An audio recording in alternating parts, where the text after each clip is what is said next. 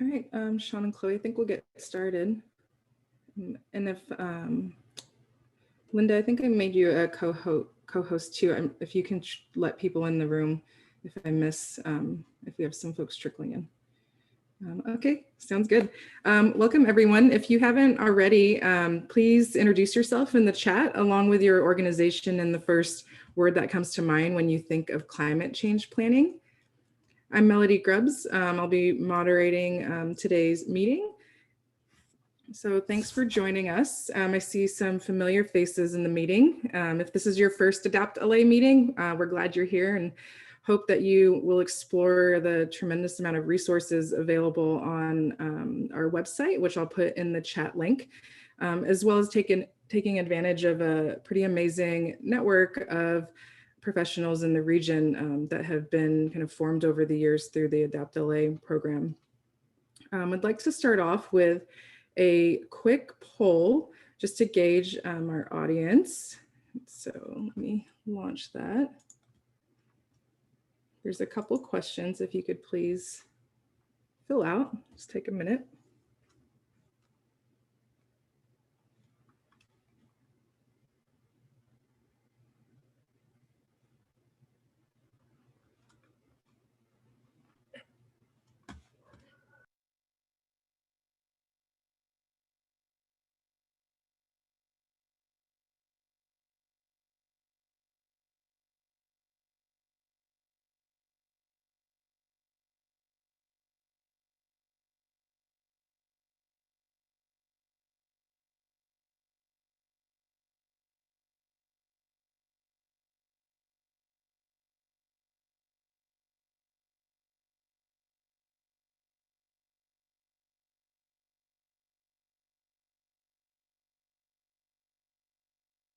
All right, so we have a pretty wide group of folks. A lot of people in the other category could be that you're involved in multiple areas of these.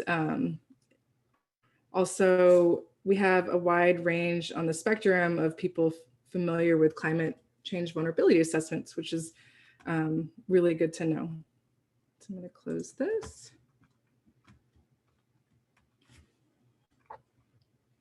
All right, so our feature presentation today is to talk about a NOAA and COOS study vulnerability assessment, which I'll talk about here in a second. But before we begin that, I know we have some new folks in this meeting, so I wanted to quickly touch on what AdaptLA is. Let's see if and so AdaptLA, through AdaptLA, we address coastal impacts in the Los Angeles region. It's been almost since 2014, 15 now. It's evolved over the years from planning with the city of Santa Monica to try and develop local hazard assessments and tools that could be used in planning, to now what we do is help communities across the Southern California and Los Angeles region in urban areas develop vulnerability assessments, develop climate change adaptation plans, and to provide a forum of professionals that can network with each other and learn about the best available tools out there and kind of what everyone else is doing. Because we know that especially when it comes to sea level rise and coastal adaptation, a regional approach is really necessary to develop robust and comprehensive solutions. And so we do this through a few things, through building capacity in coastal communities, through stakeholder workshops and training by experts, through best available science. Additionally, assessing the needs of coastal communities. Just in Los Angeles, there's 16 coastal communities. There's overlapping jurisdictions. There's a lot of complex interactions with land management. And so there's all these communities in different stages of planning and adaptation.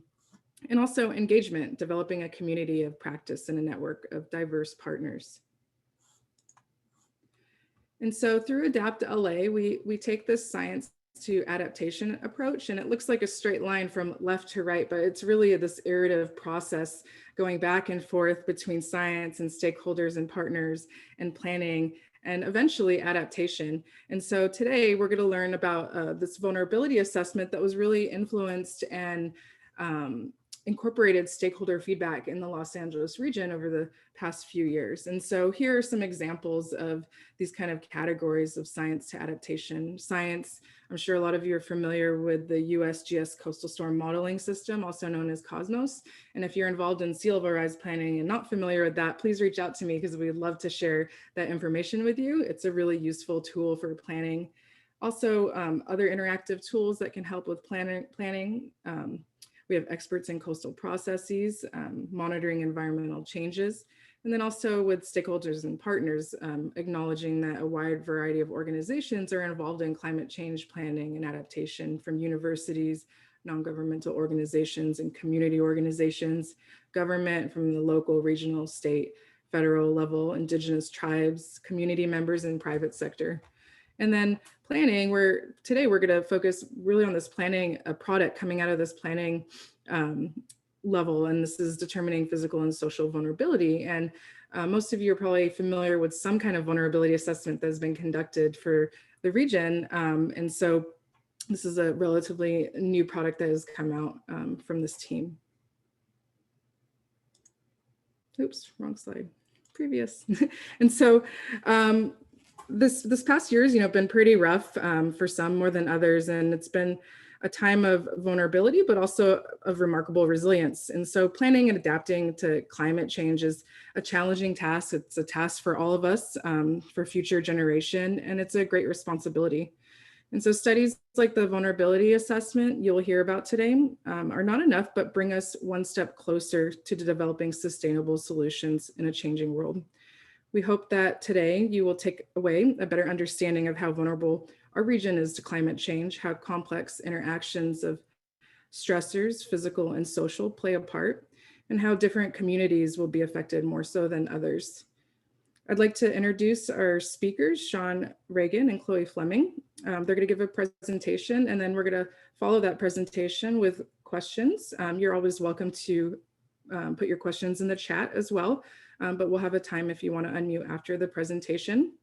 I ask that everyone turn their camera off and mute during the presentation, and then we can turn them back on after. And then we'll have some time for breakout room discussion to talk about thoughts relating to this vulnerability assessment and how it can relate to your planning. So Sean Reagan, he's a human geographer with CSS supporting NCUS's social science portfolio. He is passionate about interdisciplinary science and analyzing the world through a spatial lens. His work at NCUS is primarily focused on the vulnerability and resilience portfolio, human use mapping, and NOAA's integrated ecological assessments, as well as providing geospatial expertise to the social science team. Chloe Fleming is a social scientist with CSS under contract to NCUS's social science team. She has an interdisciplinary background in marine and coastal science, policy, and anthropology, and is interested in the intersection between ecological systems and human populations. Her work at NCUS is largely focused on community vulnerability, public perceptions of coastal and marine ecosystems, and human dimensions of coral reef ecosystems. Sean and Chloe are joined with their project team who also worked on this effort here, Amy Freitag and Heidi Burkhardt. And I just want to quickly acknowledge Phyllis Griffman, Linda Chilton, who contributed a lot to this project, as well as Nick Sardapour and Marika Sholoff, who were previously with USCC grant. Everyone's contribution led to this effort, along with the many partners and stakeholders that helped make this research possible. I'm sure I'm missing some folks. So with that, I'm going to go ahead and turn it over to Chloe and Sean to present their work.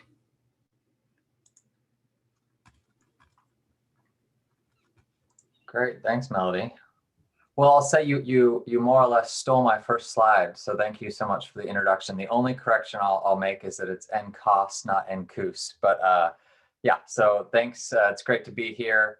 And yeah, Melody set this up pretty well. So next slide.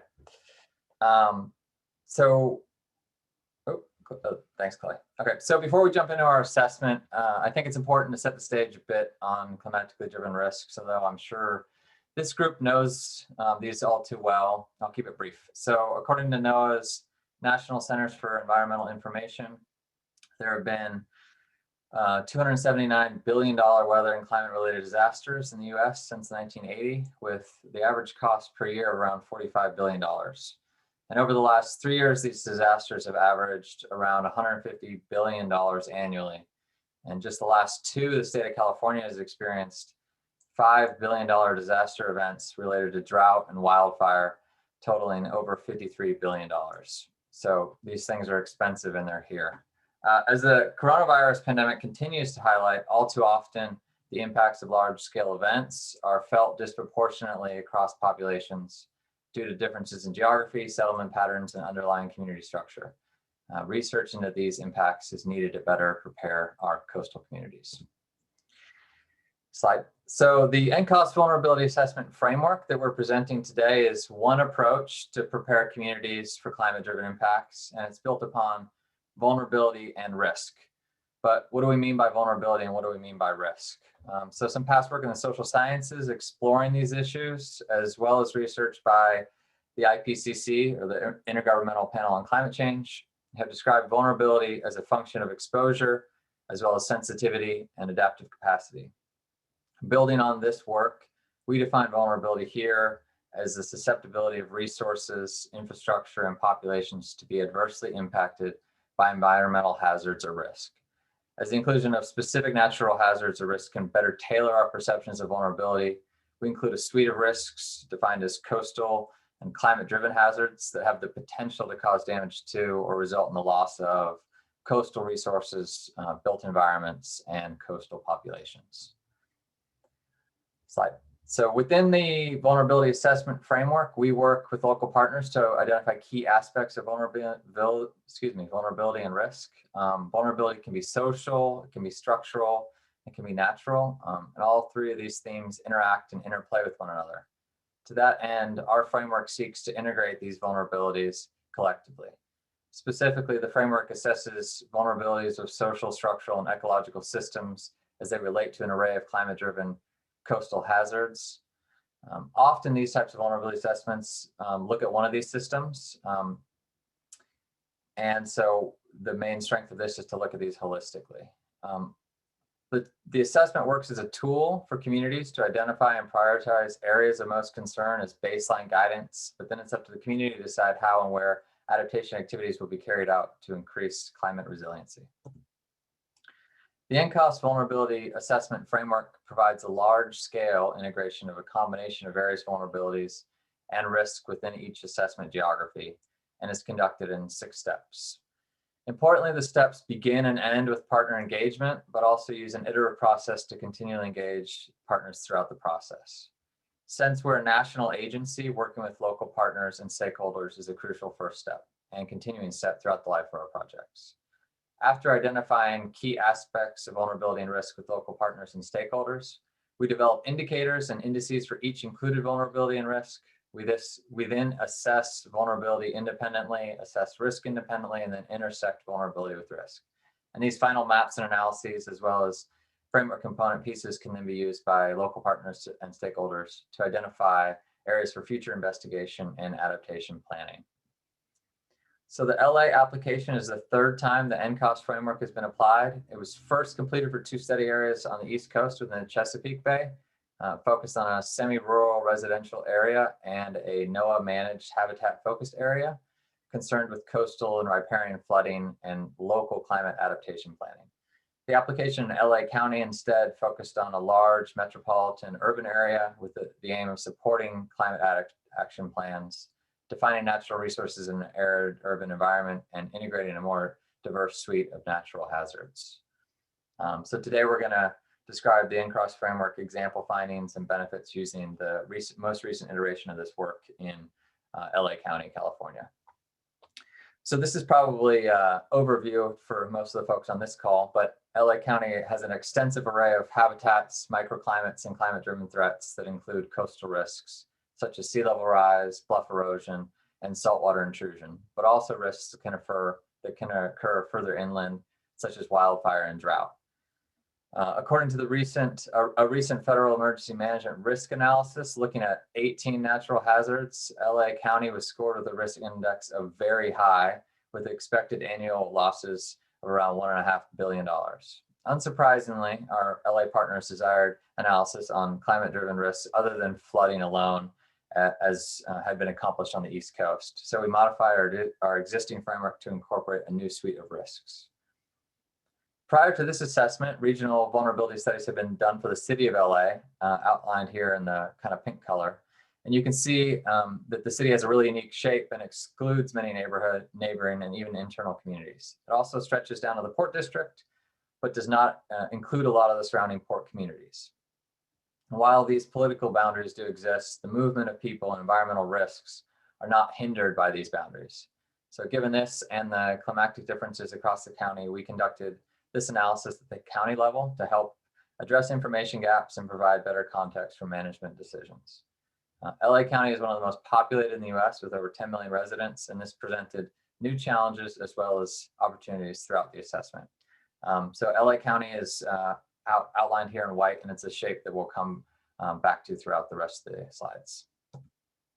So due to the geographic size and changes in both landscapes and communities within LA County, partners identified 3 subgeographies to better address these differences and for different management needs. Each is comprised of census block groups, and the final 3 geographies shown here include 1, which is the full LA County, a 10-mile coastal band, and an urban geography.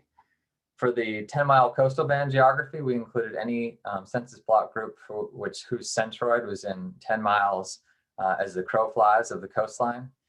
And for the urban geography, block groups were compared with the Coastal Change Analysis Program land cover data from NOAA's Office for Coastal Management, and any block group that had 50% or higher land cover in any of the following categories was included. And those categories were high intensity development, medium intensity development, and low intensity development. So stakeholder engagement is key in vulnerability planning. So to kick off the framework, we partnered with the University of Southern California Sea Grant and NOAA's OCM to hold partner and stakeholder workshops in Los Angeles, where we asked partners to rank their most important aspects of vulnerability, prioritize regional environmental risks of greatest concern, and participate in conceptual modeling of environmental risks and how they relate to one another. They also engaged in a participatory GIS exercise where they highlighted important areas on a map of LA County, which you can see in the slide. So later in the project, USC Sea Grant helped us to facilitate a second workshop where we presented preliminary findings and asked participants to provide additional feedback to inform final products. Critical feedback gathered through these workshops was used throughout the course of the project and wouldn't have been possible without active involvement from USC Sea Grant, NOAA's OCM, AdaptLA, the California Coastal Commission, the Nature Conservancy, UCLA, the Bay Regional Foundation, the City of LA's Mayor's Office, and other local municipalities. So throughout partner engagement, 6 risks were identified to explore in this assessment, and these included wildfire, coastal and stormwater flooding, erosion, heat, and drought. As the second step of the framework, we developed indicators to evaluate risk and vulnerability. Each indicator and subsequent index starts with an extensive literature review. We ask which factors most contribute to each indicator and which indicators should comprise an index. We then consider the best available data and make sure to consider geographic scale, data format, and overall quality. A couple other things to consider in index development are, what are the indicators seeking to measure? What's the maximum number of indicators needed to communicate each metric effectively? What data sources are available? How will key stakeholders be involved, and who will ultimately use the indicators and for what purpose? And how best to combine data from various data sets. So we went through this process for each vulnerability and risk identified, and indicators and indices can be developed using a different suite of methods, but this is sort of the overall approach we used when we were reliant upon only secondary data. So an example of one index used in this work is social vulnerability, which is obviously quite a complicated and multifaceted construct. Attempts to measure social vulnerability typically synthesize and combine a long list of potential social variables. These variables include demographic data, such as per capita income, percent of the population over 65, average education level, median rent, access to a vehicle, and so on. In this assessment, we measured social vulnerability in the event of a natural hazard by taking these input variables and using a principal components analysis to calculate what's called the social vulnerability index, or SOVI, and we used a slightly modified SOVI for this region. And this results in a series of group factors or composite indicators that represent general social concepts like overall wealth, general mobility and access to public services, overall poverty, age, and labor market trends. And they're labeled in these maps as factors 1 through 7.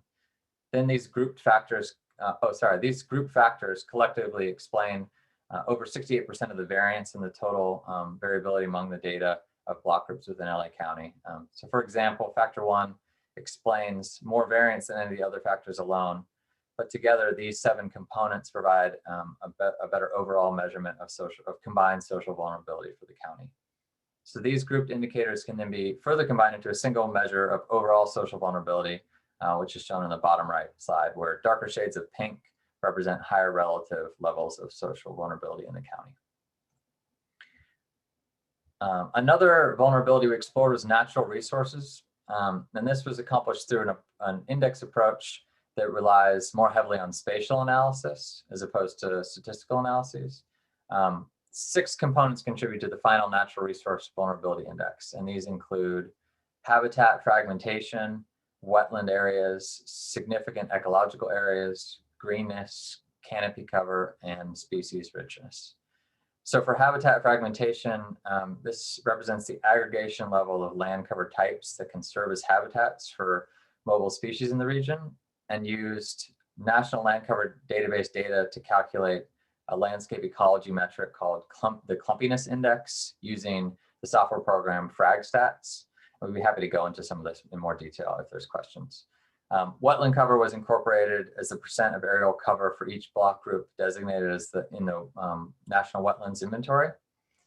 Significant ecological areas are areas designated by the LA County Department of Regional Planning and are defined as areas with irreplicable biological resources.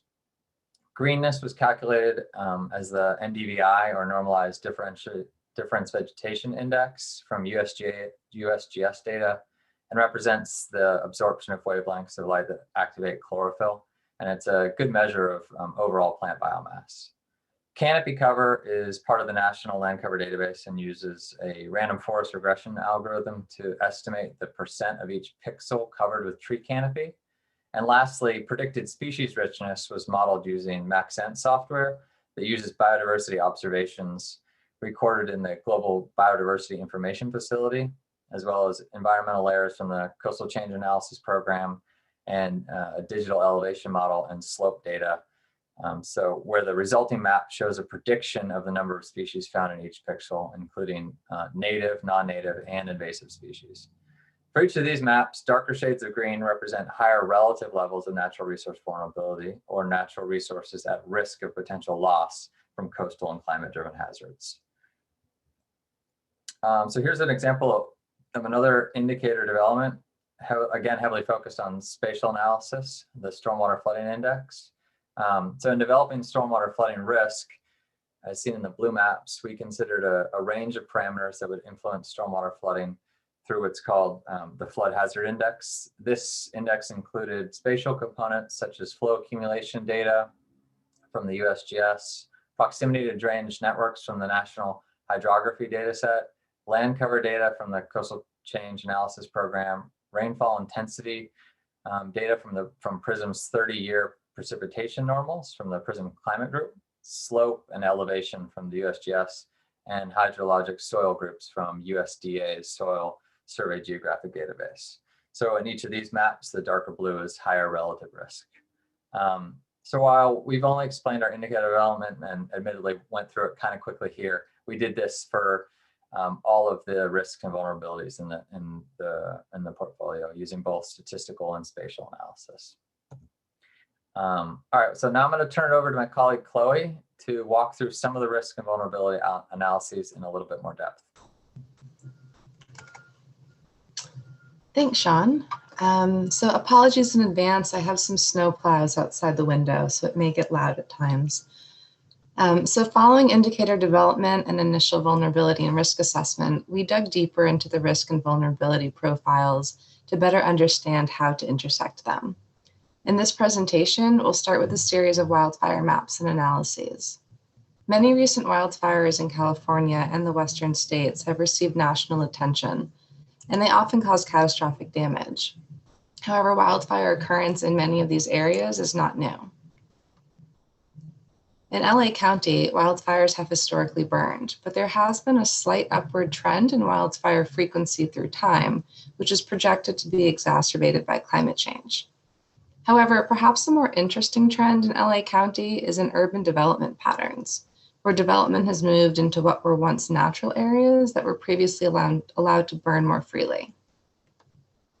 So this is a visualization of fire perimeters from the 20th century to present, with current urbanized areas outlined in the background in white. I'll now click through historical records at 10-year intervals, starting with the beginning of the 20th century. You'll notice that many of the historical fire perimeters are outside of or adjacent to current urbanized areas, shown outlined in white. And you'll also see that there have been waves of both high and low fire activity throughout the last century. So here again is a historical fire perimeter from the 1900s to present, covering much of LA County. Since these fire perimeters dance along current urbanized areas, historical building data provide more context. This map shows parcel data displayed by age of structure, where light blue is development prior to 1950, dark blue is from the 50s to 1980, purple is the 80s to 2000, and development from 2001 to the present is in pink. In the inset map, you can better see how development has been encroaching on historically undeveloped lands, as well as smoke from the 2017 Rye Fire. So in order to explore risks, such as those wildfire maps we just saw, with vulnerabilities, such as, say, the natural resource vulnerability, we use a technique called bivariate choropleth mapping. This legend shows that as vulnerability increases from left to right in teal, risk increases from bottom to top in pink. Each corner of the matrix then represents a different extreme in terms of variable scoring. We'll be focused largely on dark blue areas, which share overlapping high risk and vulnerability. Here's our first example of bivariate mapping at the county-wide scale. Natural resource vulnerability is in the upper right of the slide in all pink, and wildfire risk, which uses CAL FIRE data and combines potential fire behavior and fire frequency, is in the lower right of the slide in all teal. Using the map legend on the far left of the slide, the two smaller maps are intersected and the full color spectrum is introduced. Areas of gray on the central map have low combined natural resource vulnerability and wildfire risk, whereas areas of dark blue have that high combined vulnerability and risk that I just mentioned on the last slide. So on the center map, many areas of high wildfire risk coincide with areas of high natural resource vulnerability. These areas are shown as large swaths of dark blue in the forested and mountainous areas of the county. This is largely due to the fact that the natural resources counted in this index as positive attributes sometimes serve as the fuel for wildfire once ignited. For example, many of the non-native plants and grasslands that now dominate natural areas in the LA region have a higher tendency to perpetuate wildfire. Another example of bivariate mapping at the county-wide scale intersects social vulnerability with wildfire risk. Wildfire risk is still in the bottom right in all teal, but the upper right pink map now shows social vulnerability. Areas of dark blue again show that high combined vulnerability and risk. There are a few of these areas in northern rural regions, but also along the wildland-urban interface along the edges of developed areas. And the edges of developed areas are made more clear when we use the urban footprint geography instead of the full county. As a reminder, all subgeography assessments are relative to the individual geography. So as you change the scale, the relative breakdown of low, medium, and high vulnerability and risk changes. Here you can see that those rural dark blue areas of high combined vulnerability and risk in the northern part of the county were eliminated but you can still see dark blue areas along the periphery of urban zones. So while these 3 bivariate map sets have shown wildfire in relation to social and natural resource vulnerability, we could have intersected wildfire risk with any vulnerability or risk profile. Wildfire intersected with structural vulnerability, for example, might identify critical infrastructure or cultural landmarks of increased risk. Or wildfire intersected with drought might identify areas at even greater risk of incurring new wildfires. So in addition to the county-wide and urban geographies, Sean mentioned that we also completed an assessment for a 10-mile coastal band. And for the remainder of this presentation, we'll be focused on that geography. So now we'll focus on a risk at the other end of the spectrum, flooding. As I'm sure many of you are aware, the impacts of coastal flooding are felt along much of LA's coastline at one time or another. In addition to storm surge and sea level rise, regional coastal flooding is further influenced by king tides, spring tides, El Nino Southern Oscillation, known as ENSO, and the Pacific Decadal Oscillation, known as PDO. For example, Southern California is most impacted by ENSO in its strong El Nino years, which results in both increased sea surface temperature and sea level. And then when compounded with king tides or coastal storms, ENSO further increases the risk of both coastal flooding and erosion. And while our team does not do any climate projection work directly, we do use state-of-the-science climate projection data, including locally adapted climate downscaled models. And while many climate models exist, we align with local adaptation planning efforts and recommendations. So these next 3 slides depict modeled sea level rise projections under various climate and storm scenarios from the USGS Cosmos team that Melody mentioned earlier. Using the Cosmos modeling data sets, our team tailored the input parameters based on the state of California's 2018 sea level rise guidance document. Parameters included time horizons, tide gauge data from the Port of Long Beach and the Santa Monica Pier, projected emissions levels, which we set at RCP 8.5 conditions, risk aversion or the likelihood of occurrence, as well as annual storm frequency. So this first slide shows a near-term low-risk coastal flooding scenario at year 2040 with a relatively low risk aversion, about 67% probability of occurrence, sea level rise of 0.8 feet, and an annual storm event. You may start to notice flooding around the Port District, its surrounding communities, around the Venice canals, and also a bit up into the Malibu Peninsula. As we move to a midterm medium risk scenario, inundation significantly increases in those same areas. This scenario shows year 2070 with a medium risk aversion, so about 5% probability, sea level rise of 2.5 feet, and the addition of a 20-year storm event. And in a long-term, high-risk scenario, coastal flooding has increased dramatically in these areas. This final scenario shows year 2100 with a high risk aversion, so that's a 0.5% probability of occurrence, sea level rise at 6.6 feet, and the addition of a 100-year storm event. One of the highlighted areas with high projected coastal flooding also has high social vulnerability, as shown here in the callout box. This neighborhood is further surrounded by lots of impermeable surfaces, with the Port of Long Beach to the west and the hardened Los Angeles River to the east. So when you put these two maps together using the bivariate mapping technique, you can see dark blue areas of overlapping vulnerability and risk. Since this metric of flooding, and this is specifically the long-term high-risk scenario, only includes coastal impacts, there are relatively few areas of combined social vulnerability and flooding risk. However, historical rainfall events in Southern California, especially when resulting in mudslides and other erosive subsoil events, have highlighted the importance of considering precipitation-based flood risk, termed stormwater flooding. This map shows social vulnerability intersected with stormwater flooding risk.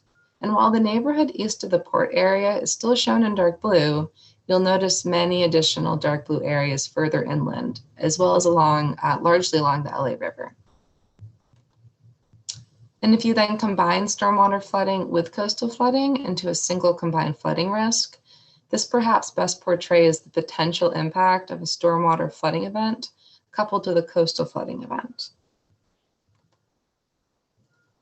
So in addition to these bivariate map combinations, one of the benefits of this framework is the ability to integrate other data sets and new analyses of local concern.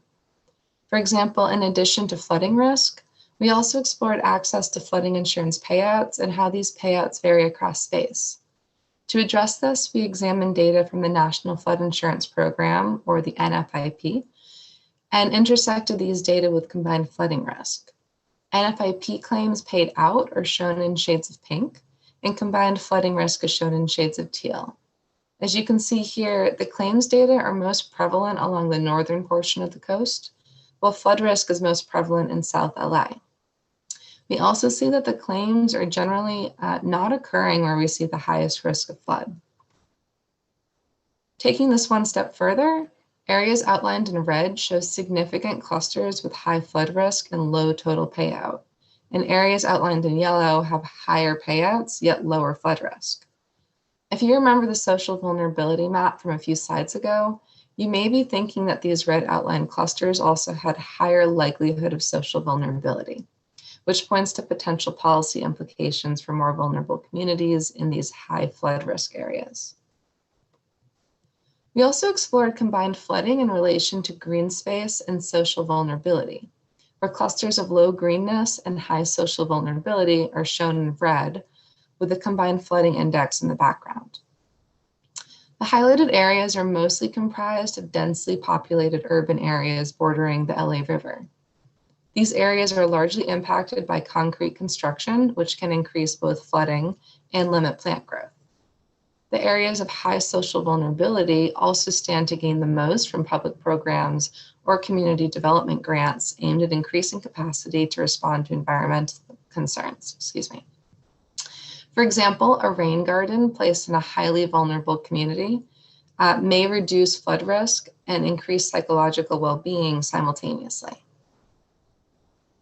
The analyses described in this presentation highlight the spatial impacts of various risks and vulnerabilities and how these impacts interact with one another.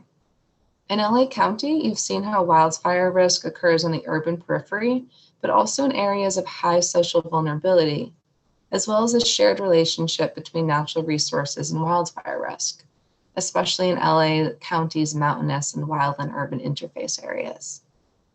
This showcases the importance of fire safety regulations and the need for defensible space, but also suggests potential social barriers related to wildfire evacuations and mitigation measures. We've shared how high social vulnerability and high combined flooding risk often occur in shared areas, as well as the disparity of flood insurance coverage, suggesting greater need for integrated mitigation measures in these communities, and also prompting exploration into flood insurance access. And you've seen the overlap in areas with higher flood risk, fewer green spaces, and higher social vulnerability, which may present opportunities to optimize investments by helping both greening and social resilience efforts. If you haven't already, we encourage you to review our technical report that further explores vulnerability and risk within the county through the examination of additional risks and vulnerabilities, but also looking at access to cultural spaces, the impacts of erosion and flooding on critical infrastructure, and considerations between erosion and bluff top development. These key project findings, as well as the individual assessments and underlying data, can then be used to re-engage with partners and local stakeholders like we're doing now. This framework is intended as a holistic first step to identify priority geographies or intersections that warrant future investments of attention and adaptation funds. In the Chesapeake Bay, local communities have used NCOS research to secure grants for adaptation planning and action, as well as to better inform their hazard mitigation plans. Here in LA, we facilitated data and methodology sharing with the county and also with the cities of Malibu and West Hollywood. We're also supporting efforts led by the Malibu Foundation. We're hoping that this presentation today and the conversations that follow may spark other continuations of this work to advance climate resiliency in LA's coastal and inland communities. So thank you again so much for inviting us to speak with you today, and we're very happy to answer any questions.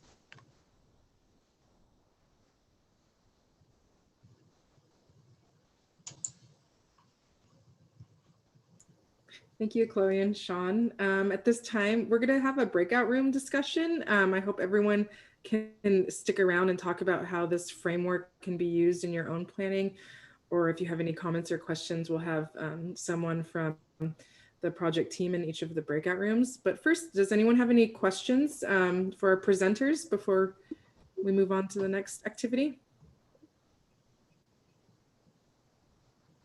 I guess we can stop sharing screen for a second. You can see everyone. There we go.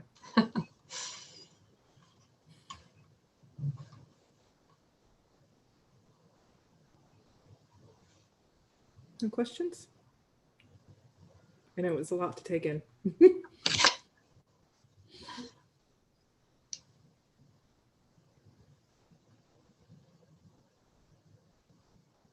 I like Tony's image, or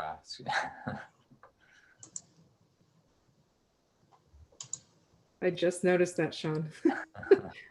Okay, we have one question. No, I can't stop staring at it. We have one question coming in. A question from Jake: how do the indicators reflect exposure, sensitivity, and adaptive capacity?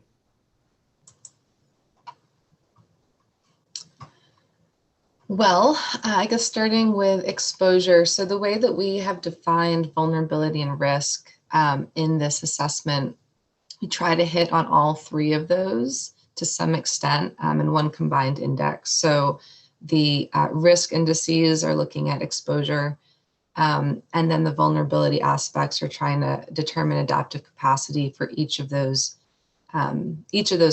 areas separately. So looking at natural resources as a vulnerable population, as opposed to a mitigation measure technique, but what would happen if we lost those natural resources. And then the same thing goes for structural and of course our social populations too. I don't know, Sean, if you have anything to add to that. Yeah, no, I'll just say one. Maybe. Yeah, yeah, anyone from the project team. I'll say one thing that the group is looking to build into is more resilience and what happens and how resilient our communities in the event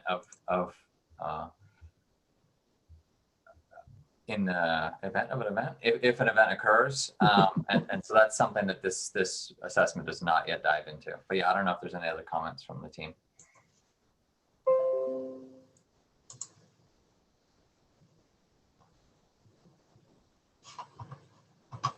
Forgetting to unmute. We have a couple questions about the presentations, wondering where folks can access the technical report, and will the data sets be available through some online resources? So we can send a link out. Sorry, I'm probably going to say what Chloe's going to say. We can send a link out to the full technical report. There's also a story map on there that kind of walks you through a similar self tour of the presentation we just gave. Currently, yeah, we're happy to share the geodatabase and spatial data. It's not hosted at the moment, but we're happy to share those data. Great. I don't know what the best way to get that. Maybe Melody, well, maybe there you go. Amy just chatted the link. So the project page. Looking it up just now. Yeah. So, and if you scroll down to the bottom of that, there's a tab that should have kind of the rest of the project resources in it. Thanks, Amy.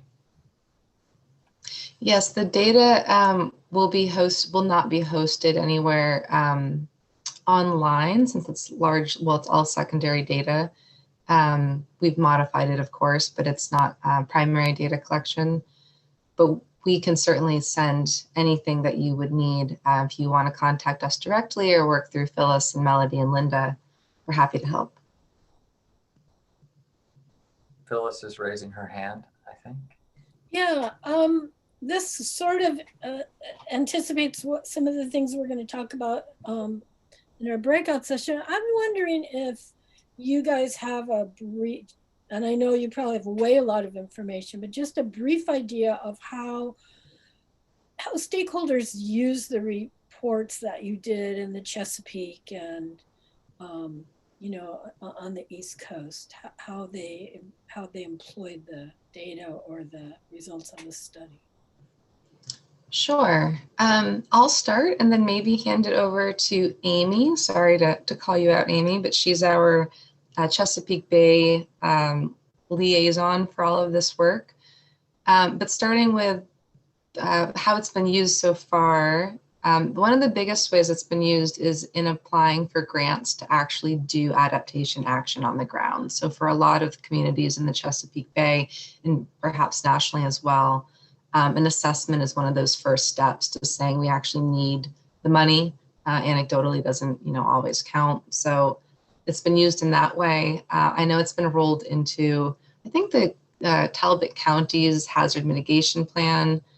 I think, and again, that one was focused only on coastal flooding and stormwater flooding, so a little bit different than the one here in Los Angeles.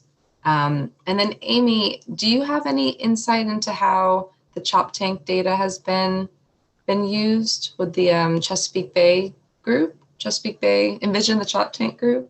Yeah, so there's a group out here called Envision the Chop Tank that sort of took over a number of community group roles. It's like a group of community groups, if you will. And they had a large visioning process of what people want the chop tank to look like in 2050, I think was the target. And they used a lot of our data for getting their conversation started in sort of a community engagement visualization kind of way. They've also qualified for grants to continue some of their work to justify the need for particular projects. A lot of on the ground farm mitigation projects. Chesapeake Bay is full of those sorts of funding opportunities. So that's where they targeted. And then in addition, the counties within the chop tank, I handed over the data to them.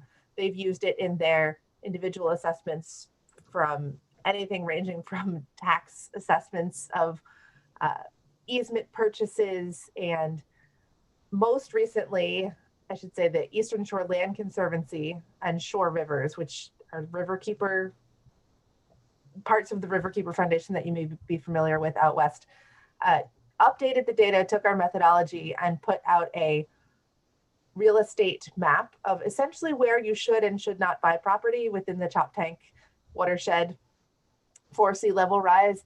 You can imagine what kind of hubbub that got the local realtors to put up. So that's been like the local stink in the papers. This map got put out. People don't want to buy houses where the map has big red X's on top of, but it's a private NGO sort of entity that no government people could put it out and put the editorialization that the Eastern Shore Land Conservancy could. But I'm going to say we don't do that part, Amy. We don't do that part, but we handed the data over to the people who do. And the folks who put that together directly credit our work as sort of the inspiration for the need for that sort of product that gets in the hands of potential home buyers directly. They have a little guide. They put it out in where the free newspaper is located, so the tourists can come grab it. It was big news in a small town. Let's just put it that way. That's awesome. Actually, when we first started doing this work in 2011, we did a vulnerability assessment for the city of LA.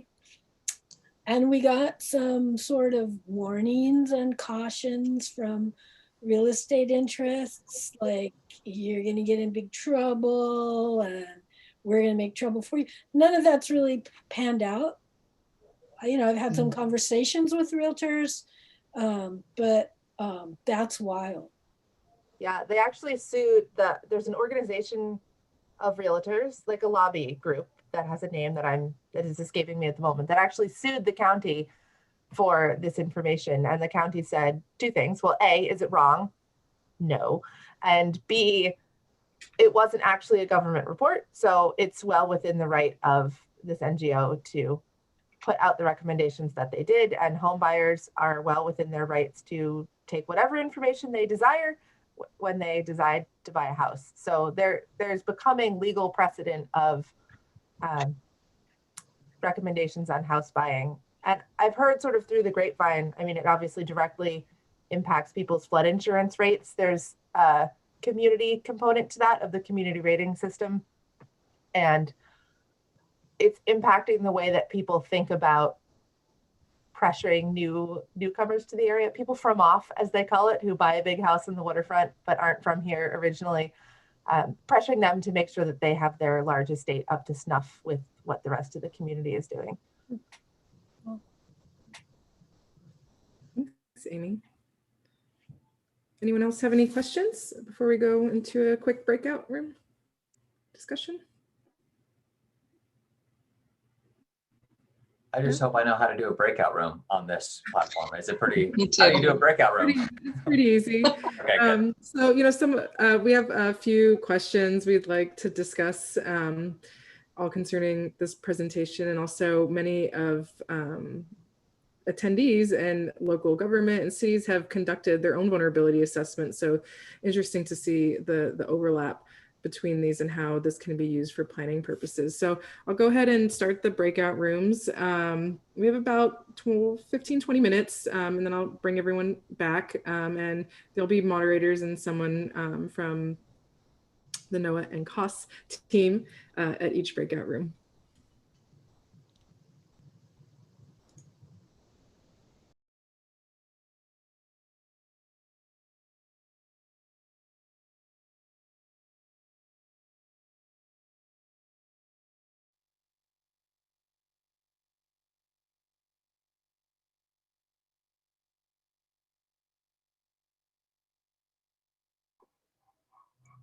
Weren't we supposed to come back? I guess we're early. Have 100 seconds to kill, I think. So Erin, I mean, you work in Manhattan Beach. Yeah. And you know, you guys don't have that in Manhattan Beach. You don't have that same level of problem, but you know, there are some areas that are vulnerable, more vulnerable than others. You're similar to Malibu in one way, because you know you have a great wealth of properties along your strand, but you also have some inland areas that are subject to, you know, flooding that we're seeing in the confluence modeling. Yeah. Yeah, I think it's interesting that, yeah, we're doing, and important that we're doing all of this, all these vulnerability assessments and everything. For those of you that don't know, our beach is extremely wide in Manhattan Beach. You probably all know that. It's like around 400 feet. So we're a lot more protected than a lot of other areas. And I was going to bring up how interesting it is with climate change, that the wealthiest people are going to feel the worst of the effects with sea level rise. And it's hard to drum up sympathy for them sometimes.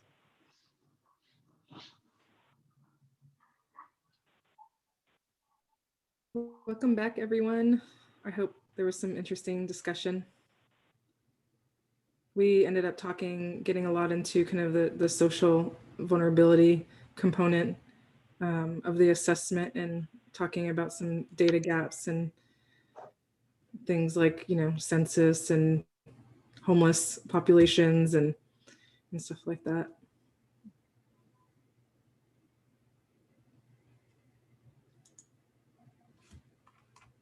I think everyone's back. So we talked a bit about that startling graphic that shows insurance claims paid out in Malibu versus South LA. And my question about that is, because you know, I get a headache every time I see that graphic, because what's implicit in there is such inequity. But is the data based on the amount of claims or the number of claims? I'll let Heidi follow up on this, but it is the claims paid out and strictly the number of claims paid out. Mhm. So it's not necessarily the amount, or even whether or not the underlying insurance is there. It's just the successfully paid out claims. Right. It's the dollar value. It is the dollar value. Mm-hmm. Oh, okay. Sorry, I take that back. Now, so with the dollar value, it's a little bit more palatable. Well, the total paid out in dollars. I don't think it says that on the map. Total paid. Oh, maybe. Okay, I'm sorry. I'm looking at the wrong map. So we Okay. had a collection of four or five maps in the report, and one of them is the dollar value. And also we looked at the underlying real estate value too, I think. I'm scrolling through the Right. report now. But you're right, Phyllis, that would change it. If it's all the dollar value, then that's less shocking since the nicer, more expensive homes are up there. But I don't think that was the entirety of it. I feel like we've seen, Phyllis, though, some other data that shows there are more like number of claims in that area. Yeah. And I don't know if it has to do with renting versus owning, or not knowing, or not being able to afford. Yeah, I recall those were the components that really made the difference is not having ownership and not being able to afford, and in some cases not being aware. Where in higher value real estate, all of those are not the factors that are creating barriers. Right. So we Was talked, there any component? Oh, sorry, go ahead. no, go ahead. I was going to say, I was curious about that map as well, and I was curious if there was any data on kind of the frequency of flood events, sort of the flood events that would cause damages versus the times they got paid, because I know a lot of those homes in Malibu are, you know, they're seaward of the Pacific Coast Highway. They get hit every winter multiple times, regardless. Whether, you know, I'm just wondering if maybe it's also kind of a frequency of flooding factor that plays into that. Even though I know that, you know, maybe and I guess, yeah, the question is kind of would the flood risk capture that heightened frequency? You know, are the flood events more frequent in Malibu for those very valuable homes? Or is it one just big mother event? Like a wildfire? And Right. So with the stormwater flooding, is it more, So I guess, do those events happen less frequently than the wave impacts in Malibu? right, and I can say that the data that we used were all claims data from 1977 to 2018. So it doesn't specify the actual event or the frequency. I think we have the year amount for everything. We also were not given all of the full data set because I had names and everything. And then we also can't share the full data set. This is the one that we don't have access to share with people. But it did also look at erosion as related to flooding, which is the other aspect. So if flooding caused erosion and that was the source, that was also included. But if flooding was not the cause of the erosion, then it wasn't included. So it's a little bit more complicated and nuanced. Yeah, I was going to add that NFIP covers flooding events caused by erosion. So mudslides, major wildfires afterwards, you have, you know, issues there. So imagine that most of those Malibu claims are the result of events like that. But Yeah, and I'm pretty sure in looking through the data, Heidi, there was, you know, because we had that temporal element to it, but there was definitely repeated claims, you know, in the Malibu area. To your point, I think about, and I think it's a really compelling and fascinating story. So it's to Linda's point, it's one on, you know, having insurance, but also just the knowledge of how to. The reason we looked at paid out claims was the ability to get, you know, actually get the money and sort of work through the paperwork and figure out how that system works. And we were just trying to highlight sort of the spatial variation in that, how that aligns with the SOBI.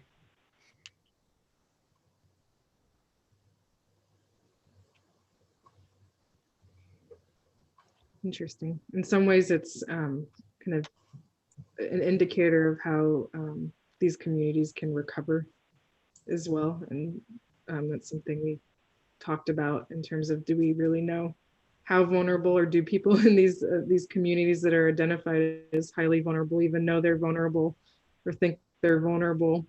And how could they actually recover? How long would it take for them to recover if an event were to occur? I think that it also ties to their health risk factor as well, right? If they have damages that impact their home and they don't fix it because they don't have money for it, they don't have insurance coverage, then the risk for getting mold or asthma or some other illness can be related directly to that too. So that's another factor that adds to it. Yes, there's certainly a lot of indirect effects to all of these things. And that was something, Phyllis, you'll remember from the very beginning, we had a very complex diagram that you and Nick and I think Alyssa drew on the whiteboard of looking at all the different risks and which ties into that. And you have heat, but then you have higher asthma, but then you have air quality pollution, then you have the flooding, then you have the moisture, and all of it is very, very complex and difficult to piece together in one holistic assessment, because you could spend, you know, a whole 3 years on probably just one of those. Yeah, that's a graphic that turns into a snake pit pretty fast. With, I don't know, is that a spaghetti diagram or something like that? Yeah. That's very true, Chloe. Well, it's about time to wrap up. This has been really a great discussion. The link to the project was sent out. I encourage you to reach out to myself, Phyllis. We can put you in touch with the project team if you have any specific questions or want to follow up about data sets. It is a relatively new product, and so we'd encourage you to distribute the link to your colleagues and stakeholders that you think might benefit from this kind of research.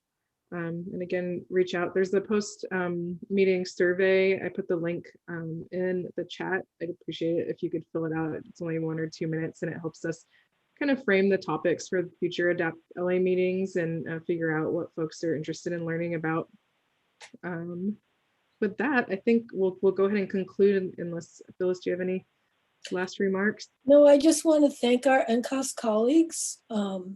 You know, I know that you're trotting around this presentation. You did it for the congressional briefing that we co-hosted, and I just want to express my deep appreciation for being able to work with you and for the report, which I just find every time I look at it something new to sort of go down that rabbit hole with. So thank you guys so much, and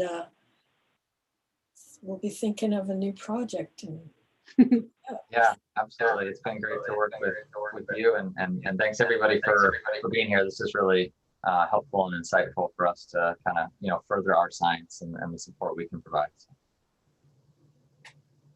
Great. Well, thanks everyone. Hope you have a good rest of your day, rest of your week. And thank you to my team, because you guys are amazing, and couldn't do this without you. Definitely. Yes, thank you so much, Melody, for organizing all of this and inviting us to speak. It was our pleasure to be here today. Thanks, Chloe. Thanks, Sean. Thanks, everyone. Thanks, everyone. Thank you, everyone, for sharing your good ideas.